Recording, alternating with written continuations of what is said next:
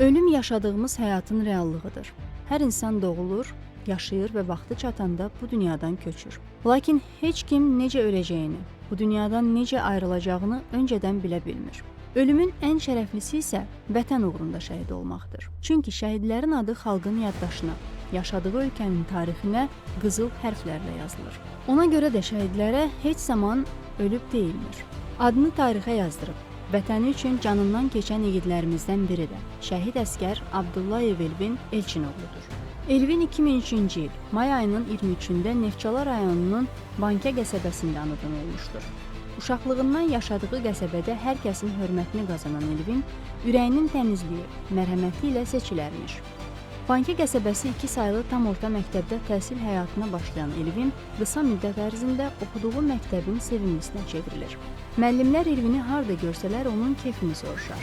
Yoldaşları getdikləri hər yerə Elvini dəvət edərlərmiş. Orta məktəbi bitirən Elvin daha sonra dəmir yolu və metropoliten üzrə Dövlət Peşə Təhsil Mərkəzində təhsil alır. Təhsilini bitirən Elvin hərbi xidmətə yollanır. Hərbi xidmətdə olarkən nizam-intizamı, fiziki göstəriciləri və fərqləndiyi üçün komandirləri tez-tez ona vacib tapşırıqlar verər, Elvin isə bu tapşırıqların hər birinin öhdəsindən rahatlıqla gələrmiş.